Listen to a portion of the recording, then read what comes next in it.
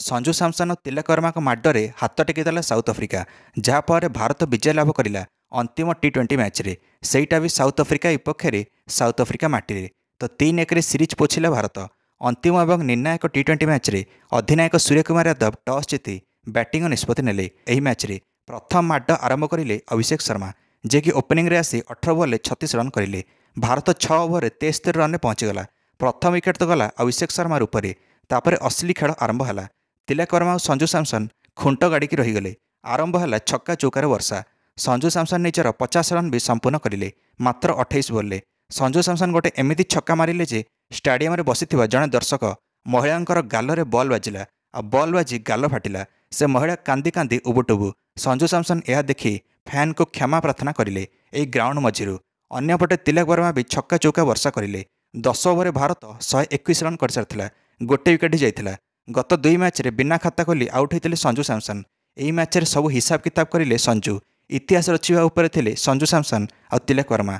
तिलक वर्मा भी 50 रन करदेले मात्र 22 बॉल। एही भितर तिलक वर्मा 5टा छक्का और 4टा चौका लगैथिले। भारत 13 ओवर 183 रन कर सारिथिला। आ देखु देखु 14.1 ओवर रे 200 रन करिगला भारत। यह भारतर फास्टेस्ट 200 रन थिला सबुठ कम बॉल टी20 फॉर्मेट रे।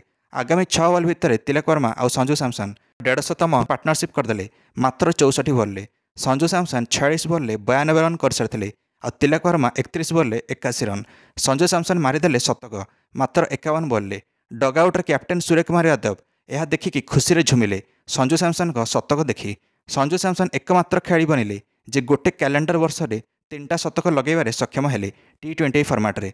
तिलक वर्मा भी पछर न रही से भी शतक लगेदेले मात्र 41 बॉल। बैक टू बैक शतक आसिला तिलक वर्मार। गत मैच रे भी शतक आसिला। भारत दल 20 ओवर 283 रन पहुंचला। तिलक वर्मा और संजू सैमसन को बैटिंग जोगु तिलक और संजू नॉट आउट गले। तिलक वर्मा 120 रन कले 47 ball. Sanju Samson 56 ball 109 run करी नॉट आउट गले। हाईएस्ट सेकेंड विकेट पार्टनरशिप करिले संजू सैमसन और तिलक वर्मा। 210 run partnership. समुदाय 23टा छक्का लगिला ए इनिंग्स रे भारत तरफ जहाँकि सर्वाधिक छक्का टी20 फॉर्मेट रे कौन भी टीम पे। भारत दल निजर द्वितीय सर्वाधिक टोटाल पहुंचीगला टी20 रे जहाँकि 283 रन। प्रथम सर्वाधिक टोटाल अच्छी बांग्लादेश विपक्ष में 297 रन टी20 रे जहाँकि गत सीरीज रे आसला। एवं सेकेंड इनिंग्स को आसवा 284 रन टार्गेट थिला साउथ अफ्रिका आगे ए मैच जीति सीरीज बराबरी करने। किंतु कौन हम प्रथम 4टा विकेट जल्दी उड़ीगला साउथ अफ्रिकार मात्र 10 रन भितर। एथिरु अर्शदीप सिंह 3टा विकेट नहीं। हार्दिक पांड्या गोटे विकेट। आडन मार्क्रम को 8 रन आउट करदे अर्शदीप और हेनरी क्लासन को 0 रन आउट कले अर्शदीप। बड़ रन चेस रे 2टा हिटर आगु विदा होगले।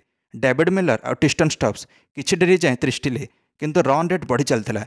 डेविड मिलर को वरुण चक्रवर्ती आउट करदे और टिस्टन स्टब्स को आउट करदे Ravi Bishnoi. South Africa 131 run 7टा विकेट हर सारी एणिकी 15 ओवर हो सारी। अक्षर पटेल तापर 2टा विकेट नहीं गले। साउथ अफ्रिका शेष में 148 रन ऑल आउट है। भारत 135 रन अंतिम टी20 मैच जीतिला एणिकी सीरीज कब्जा करिला भारत 3-1 रे। आ प्लेयर ऑफ द मैच पाइले तिलक वर्मा निजर घातक इनिंग्स यही मैच रे और गत मैच रे भी। तिलक वर्मा धन्यवाद जणाइले कैप्टेन सूर्या को। दर्शक बंधु मैंने समुदाय बहुत रन मारदेले यही सीरीज रे तिलक वर्मा कम मैच रे ही। एणे कैप्टेन सूर्य कुमार निज नंबर 3 स्थानटी तिलक वर्मा को देते जहाँकि कारीगर सब्यस्त है। हीरो बनीगले तिलक वर्मा नंबर 3 रे बैटिंग करी।